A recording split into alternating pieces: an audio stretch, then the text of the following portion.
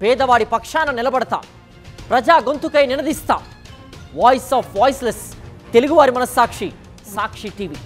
సాక్షి TV ప్రసారాల కోసం మీ స్థానిక cable ఆపరేటర్ను వెంటనే సంప్రదించండి.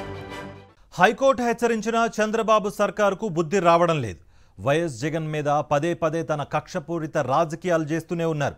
Z+ కేటగిరీ భద్రత కొనసాగించకుండా ఉద్దేశపూర్వకంగా ఉల్లంఘిస్తున్నారు. చిత్తూరు జిల్లా పర్యటనలోనూ జగన్ భద్రతను ప్రభుత్వం గాలికొదిలేసింది. దీని వెనుక ప్రభుత్వ పెద్దల కుట్ర ఉన్నట్టుగా తేటతెల్లమవుతోంది. వైఎస్ఆర్సీపీ అధినేత మాజీ సీఎం వైఎస్ జగన్ విషయంలో చంద్రబాబు సర్కారు పదే పదే బాధ్యతారాహిత్యంగా వ్యవహరిస్తోంది. ప్రతిపక్ష నేత భద్రతను గాలికొదిలేస్తోంది. అసలు తమకేమీ పట్టదన్నట్లుగా సీఎం చంద్రబాబు వ్యవహార శైలి ఉంది. గతంలో అనేక సార్లు హైకోర్టు ఆగ్రహం వ్యక్తం చేసినా ప్రభుత్వ తీరులో మార్పు లేదు. కోర్టు ఆదేశాలంటే పోలీసు శాఖకు అసలు లెక్కే లేదు. తాము చెప్పినా ఎందుకు పట్టించుకోవడం లేదని ఇటీవలే హైకోర్టు కూడా పోలీస్ బాస్ను గట్టిగా ప్రశ్నించింది. అయినా వారిలో చలనం కనబడడం లేదు. తమకు బాస్ చంద్రబాబు, ఆయన కుమారుడు లోకేష్ తప్ప హైకోర్టు కాదన్నట్లుగా పోలీసు ఉన్నతాధికారులు వ్యవహరిస్తున్నారు. జగన్ బంగారుపాల్యం పర్యటనలోనూ దారుణమైన భద్రతా లోపాలు కనిపించాయి. జగన్ హెలిప్యాడ్ దగ్గర బయలుదేరినప్పుడు నానా హడావిడి చేసిన పోలీసులు బంగారుపాల్యం మార్కెట్ యార్డుకు వెళ్లేసరికి సైలెంట్ అయిపోయారు. ఈ పర్యటనలో ఏకంగా 3 ఎస్పీలు, 1 డీఐజీ సహా 2000 మంది పోలీసులు పాల్గొన్నారు. కానీ వారంతా రైతులు, వైఎస్ఆర్సీపీ కార్యకర్తల్ని అడ్డుకునేందుకే ప్రయత్నించారు తప్ప జగన్ కు భద్రత కల్పించేందుకు మాత్రం ప్రయత్నించలేదు.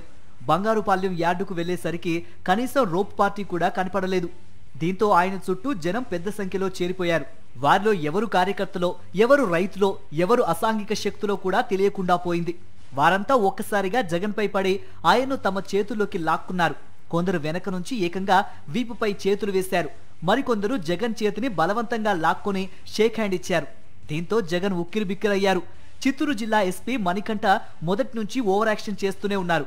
కార్యకర్తలపై లాఠీ చార్జ్ చేయించి తలలు పగులగొట్టించారు. దీంతో బాధితులను పరామర్శించేందుకు జగన్ కారు దిగి వెళ్లబోగా అడ్డుకున్నారు.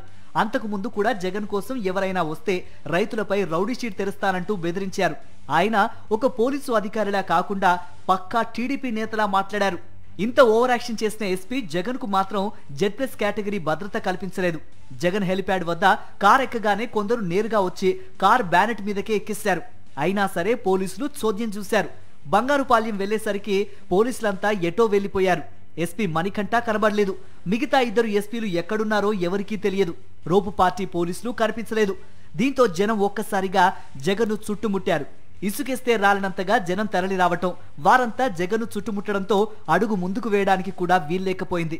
రాజకీయ నాయకుడిని మించి మాటలు మాట్లాడిన ఎస్పీ మణికంఠ తాను చేయాల్సిన అసలైన ఉద్యోగాన్ని మాత్రం గాలికొదిలేశారు.